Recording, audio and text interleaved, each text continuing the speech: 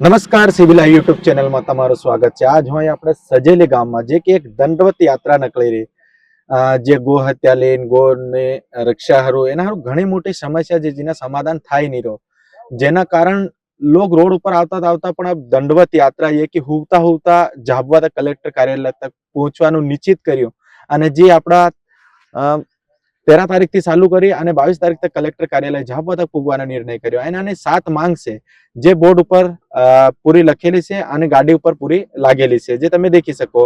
અને જે દંડવત યાત્રામાં આપણા ભાઈ જ્યારે છે એનાથી વાત કરીએ અને જાણકારી લઈએ કે દંડવત યાત્રા શું કરવા નીકળી રહ્યા। આના ભાઈથી વાત કરીએ કે શું પ્રોબ્લેમ છે ને કેવી રીતે દંડવત યાત્રા નીકળ્યા શું લેવા નીકળી રહ્યા એની जानकारी बताओ। हमारी दंडवत यात्रा कल थांदला से शुरू हुई है, जो 22 तारीख को झाबुआ पहुंचेगी। और इस बीच में हमारी कुल 7 सूत्रीय मांगे हैं। उन मांगों को लेकर ये दंडवत यात्रा निकाली जा रही है, जिसमें पहली मांग है गौ हत्या पर पूर्णतः प्रतिबंध लगना चाहिए। दूसरी मांग है गौ माता को राष्ट्र माता का दर्जा दिया जाना चाहिए। तीसरी मांग है जो हमारे यहाँ पर औद्योगिक क्षेत्र है हमारे जिले में, उस क्षेत्र में जनजाति समाज को रोजगार की प्राथमिकता दी जानी चाहिए, जिससे कि पलायन रुकेगा। और इसके बाद चौथी मांग है हमारी कि जो बलात्कार के अपराधी होते हैं उनको मौत की सजा का प्रावधान होना चाहिए। जो छोटी बच्चियों के अभी बहुत बलात्कार हो रहे हैं तो इसकी सजा का प्रावधान सिर्फ मौत ही होना चाहिए, ऐसा मानना है हमारा। ये भी मांग है हमारी एक। और इसके बाद 5वीं मांग है हमारी जो जैन साधु संत है, जब वो विहार पर रहते हैं और विहार पर रहने के बाद जहाँ उनका रात्रि विश्राम होता है ग्रामीण क्षेत्र में इधर उधर, तो वहाँ पर पुलिस द्वारा उनको गश्ती प्रदान की जाए, जिससे उनकी सुरक्षा का ध्यान रखा जा सके। और इसके बाद 6वीं मांग हमारी है कि गौशाला निर्माण के लिए भूमि आवंटित की जाए। और 7वीं मांग है हमारी कि धर्मांतरण के खिलाफ, जो अवैध धर्मांतरण होता है उसके खिलाफ कठोर कानून बने।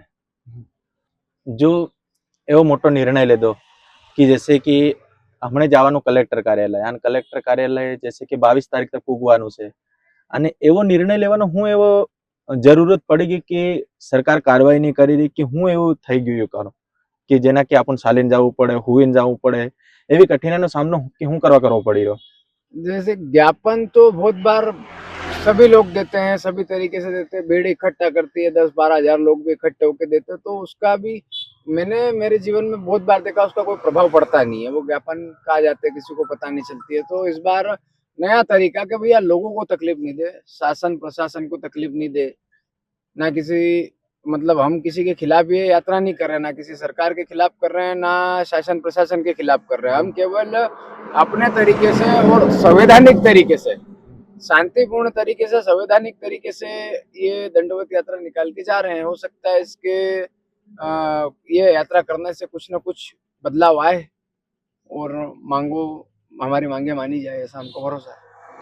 ये बात सही છે કેમ કે સરકારની પેટીઓ એટલી મોટી છે કે જે બી આવેદન આલે એ આવેદનો પેટીમાં આવેર દે અને એના કોઈ નિરાકરણ નહીં કરે, જેના હારું યુવાઓને એવી તકલીફ ઝીલીને ત્યાં તક પૂગવું પડે। કેમ કે અમારી નજરોમાં બી ઘણી એવી ફાઇલો આવેલી છે કે હેડ હોય કોઈ બી થાણાવાળા હોય ફાઇલ આલી જાય ને એવી ને એવી એવેરીને મેલ દે અને એનાનું કોઈ નિરાકરણ નહીં કરે। કેમ કે ફાઇલ આલે આવેદન લખાડે એક ભરોસા હારું આવેદન લખાડે કે અમારો કોઈ નિરાકરણ થાય એનો સમાધાન થાય, ના કે પેટીએમ ફાઇલ અવેરવા હારું લગાડે જેના હારું એટલી મોટી એના તકલીફ ઝેલવી પડી રહી।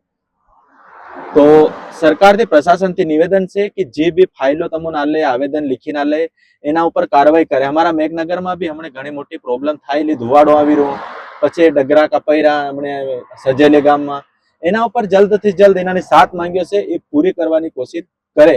અને સરકારથી નિવેદન છે કે પેટીએમ ફાઇલો અવેરવાનું કામ છોડ દે, જેવી રીતે તમને ફાઇલો ધરાવે એવી રીતે કામ બી કરવાની પૂરેપૂરી કોશિશ કરે। અને અમને ઉમ્મીદ છે કે ये भाई આવી રહ્યો છે એની 7 માંગીએ પૂરી કરવાની કોશિશ સરકાર કરે।